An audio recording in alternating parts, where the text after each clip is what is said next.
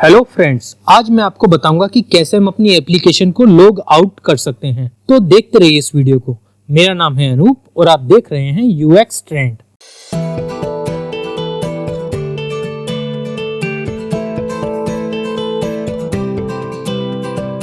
Welcome back दोस्तों, आज हम देखेंगे कि कैसे हम अपनी एप्लीकेशन को साइन आउट कर सकते हैं। तो अब साइन आउट के लिए हमें क्या करना है, हमें सिंपली यूजर का डेटा क्लियर करना है जो हमने स्टोर कराया था। तो उसके लिए हम क्या करते हैं, यहाँ पे एक मेथड बनाते हैं साइन आउट।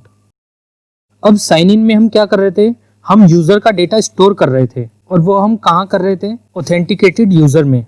हम इस टाइप से यूजर के सब्जेक्ट में डेटा इमिट कर रहे थे। तो मैं इसको कॉपी कर लेता हूँ, इस कंसोल को कमेंट कर देते हैं। तो यहाँ पे मैं क्या करता हूँ, this.user.next null।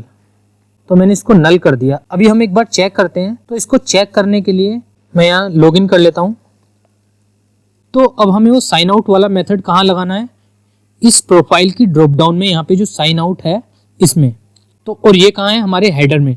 तो हम चलते हैं अपने हेडर में। तो ये है हमारा हेडर, इसमें ये वो लिंक है जहाँ साइन आउट हो रहा है। तो यहाँ पे हम href हटा देते हैं और यहाँ पे एक क्लिक मेथड लगाते हैं और यहाँ क्या करते हैं, ऑन साइन आउट। और इस मेथड को इसकी टाइपस्क्रिप्ट में बना भी लेते हैं। यहाँ पे हम लिखते हैं ऑन साइन आउट और इसमें ऑथ सर्विस हमने पहले से ही इंजेक्ट कर रखी है। तो हम यहाँ क्या लिखते हैं, this.authservice.sign-out।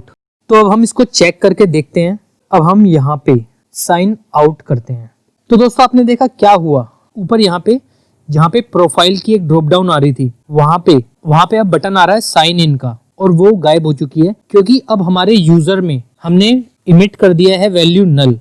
और ये जो आप डेटा देख रहे हैं ये पहले का लोडेड है, तो इसलिए ये दिख रहा है। अब मैं क्या करता हूँ, इसको रिडायरेक्ट कर देता हूँ वापस लॉगिन पेज पे। तो हम चलते हैं ऑथ सर्विस में। यहाँ पे मैं लिखता हूँ this.router। राउटर नहीं है तो हम इसको इंजेक्ट कर लेते हैं। हम लिखते हैं प्राइवेट राउटर और राउटर। यहाँ क्लिक कर देंगे तो ये ऑटो इम्पोर्ट हो गया एंगुलर राउटर से। अब हम क्या करते हैं, यहाँ पे this.router.navigate।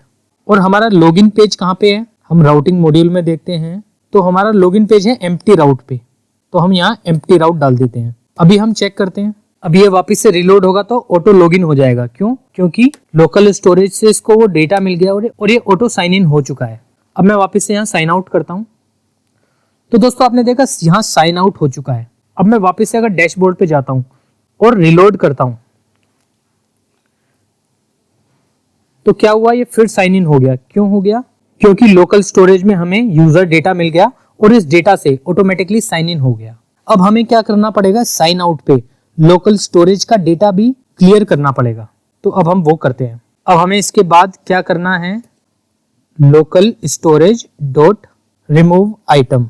और रिमूव आइटम क्या करना है, जो हमने यहाँ पे सेट किया था यूजर डेटा, ये हम कॉपी करते हैं और यहाँ पे पेस्ट कर देते हैं। अभी हम चेक करते हैं एक बार। अभी मैं साइन आउट करता हूँ तो क्या हुआ, ये साइन आउट हो गया और लोकल स्टोरेज से आपने देखा यहाँ से भी वो डेटा रिमूव हो गया। मैं वापस से अगर डैशबोर्ड पेज पे जाने की कोशिश करूंगा तो आपने देखा अब ये ऑटो साइन इन नहीं हो रहा। मैं वापस से रिलोड करता हूँ, फिर भी ये ऑटो साइन इन नहीं होगा क्योंकि लोकल स्टोरेज में वो डेटा नहीं मिला। मैं एक बार दोबारा साइन इन करता हूँ तो आपने देखा यहाँ पे डेटा आ गया लोकल स्टोरेज में। मैं वापस से साइन आउट करता हूँ तो आपने देखा यहाँ से वो डेटा चला गया। तो अब हमारा ये साइन आउट हो चुका है।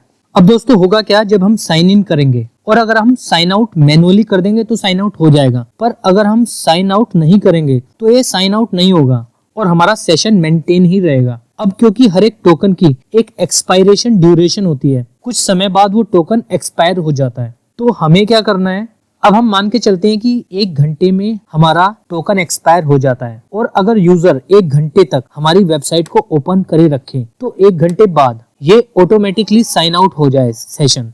तो हमें इसके लिए एक ऑटो साइन आउट का मेथड भी बनाना पड़ेगा। तो हम बनाते हैं उसको। तो अब हम यहाँ पे एक मेथड बनाते हैं ऑटो साइन आउट और इसके आर्ग्यूमेंट में ये क्या लेगा, एक्सपायरेशन ड्यूरेशन, मतलब एक ड्यूरेशन होगी जिसके बाद ये ऑटो साइन आउट हो जाएगा। और इस मेथड को हम कॉल कहाँ करेंगे वो हम अभी देखते हैं। पहले हम इस मेथड को क्रिएट कर लेते हैं। और ये जो एक्सपायरेशन ड्यूरेशन होगा इसका टाइप क्या होगा, ये नंबर में होगा क्योंकि हमें टाइम नंबर ऑफ सेकंड वगैरह में मिल रहा है। अब हमें यहाँ पे बनाना है सेट टाइम आउट मेथड। आपने सुना होगा सेट टाइम आउट मेथड एक टाइम के बाद कॉल हो जाता है। तो हम लिखते हैं सेट टाइम आउट। मैं क्लिक कर लेता हूँ तो सेट टाइम आउट आ गया। यहाँ टाइम आउट हम लिखते हैं कि जैसे 2 सेकंड यानी कि 2000 मिली सेकंड, और इस समय के बाद क्या हो, साइन आउट हो जाए। मैं इसको कॉपी करता हूँ, यहाँ पे इसके आगे लगा देता हूँ दिस डॉट साइन आउट, मतलब 2 सेकंड के बाद ये ऑटोमेटिकली साइन आउट हो जाए। पर यहाँ पे हमें 2 सेकंड नहीं, हमें एक एक्सपायरेशन जो ड्यूरेशन है वो चाहिए। तो मैं इसको कॉपी करता हूँ और यहाँ लगा देता हूँ। तो इतने समय के बाद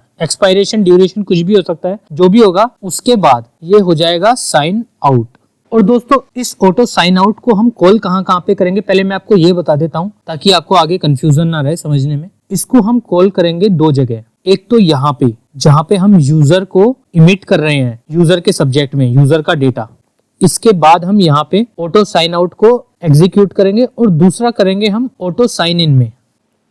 कब करेंगे, जब यहाँ पे लॉग्ड इन यूजर को हम नेक्स्ट कर रहे हैं, इमिट कर रहे हैं यूजर सब्जेक्ट में, तो इसके बाद भी हम ऑटो साइन आउट को एग्जीक्यूट करेंगे। तो इन 2 प्लेस पे हम करेंगे। अब होगा क्या, जैसे ही यूजर लॉगिन हो जाएगा तो ऑटो साइन आउट का मेथड भी एग्जीक्यूट हो जाएगा, और अपने एक्सपायरेशन ड्यूरेशन में हम मान के चलते हैं कि 1 घंटा है, तो 1 घंटे बाद ये अपने आप इसको कॉल कर देगा।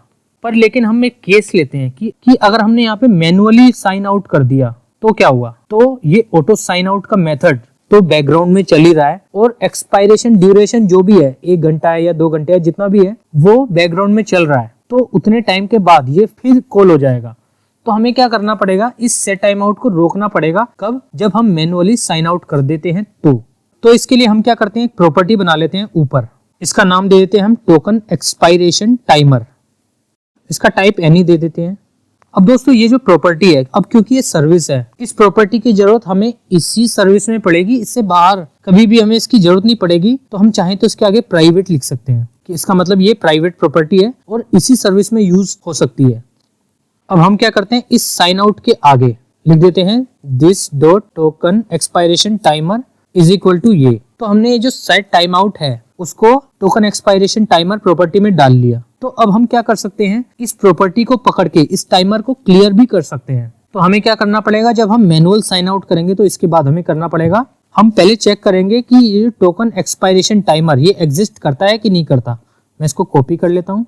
इसका मतलब ये अगर एग्जिस्ट करता है तो यानी कि टाइम आउट चल रहा होगा, और नहीं करता तो यानी कि नहीं चल रहा। तो हम यहाँ पे लिखेंगे if this dot token expiration timer, तो क्या हो, क्लियर टाइम आउट, और इसमें क्या हो, यही this dot token expiration timer. और इसके बाद हम एक काम और करेंगे, this dot token expiration timer है, इसको सेट कर देंगे नल, कि अब मतलब ये नल है। तो जिससे क्या होगा, अगर दोबारा चेक हुआ टोकन एक्सपायरेशन टाइम तो इसकी वैल्यू मिलेगी नल। अब हम क्या करते हैं, इस ऑटो साइन आउट मेथड को हमें एग्जीक्यूट कहाँ करना है, ये जो ऑथेंटिकेटेड यूजर है जहां पे हम यूजर को नेक्स्ट कर रहे हैं, इसके बाद हम यहाँ पे लिखेंगे क्या, this dot auto sign out, और ये क्या लेगा, एक्सपायरेशन ड्यूरेशन। और एक्सपायरेशन ड्यूरेशन हमारे पास है किसमें, इसके आर्ग्यूमेंट से हम ले लेंगे एक्सपायर्स इन। अब जैसे हम यहाँ भी ले रहे थे एक्सपायर्स इन को 1000 से मल्टीप्लाई कर रहे थे, क्योंकि 1 सेकंड में 1000 मिली सेकंड होते हैं, तो इसीलिए यहाँ पे हम ये देंगे एक्सपायर्स इन इंटू 1000। तो एक हम यहाँ पे कॉल करेंगे, और दूसरा कहाँ पे कॉल करेंगे, ऑटो साइन आउट को ऑटो साइन इन के अंदर, क्योंकि ऑटो साइन इन के अंदर ये दोबारा यूजर नेक्स्ट हो रहा है। अगर किसी ने रिफ्रेश कर दिया तो दोबारा यूजर नेक्स्ट हो जाएगा। तो यहाँ भी हमें ऑटो साइन आउट एग्जीक्यूट करना पड़ेगा। तो हम लिखेंगे this dot auto sign out. अब यहाँ पे जो एक्सपायरेशन ड्यूरेशन है इसकी थोड़ी कैलकुलेशन हमें करनी पड़ेगी। अब यहाँ पे हमें क्या कैलकुलेशन करनी पड़ेगी, क्योंकि एक बार जो साइन इन हुआ वो तो पहले हो चुका है, तो जो रिमेनिंग जो ड्यूरेशन है वो हमें यहाँ डालनी है। तो वो कैसे डालेंगे, हम एक कांस्टेंट बना लेते हैं यहाँ पे एक्सपायरेशन ड्यूरेशन, और ये क्या होगा, यहाँ पे जो हम कर रहे हैं यूजर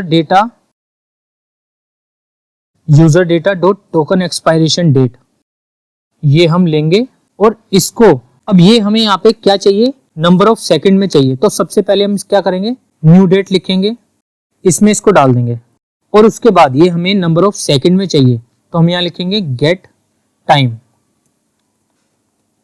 अब ये क्या है, ये तो टोकन एक्सपायरेशन टाइम आ गया हमारे पास। अब हम रिमेनिंग ड्यूरेशन कैसे निकालेंगे, तो हम क्या करेंगे, इसमें से करंट टाइम माइनस कर देंगे। करंट टाइम के लिए हम क्या करते हैं, न्यू डेट।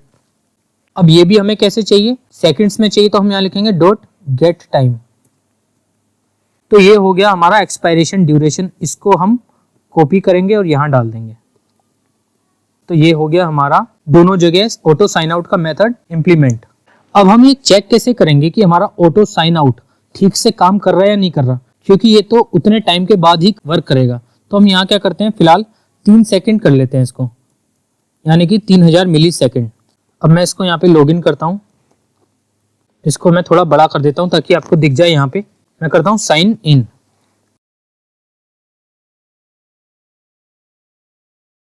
तो दोस्तों आपने देखा है 3 सेकंड बाद अपने आप साइन आउट हो गया और यहाँ से लोकल स्टोरेज से वो डेटा भी अपने आप डिलीट हो गया।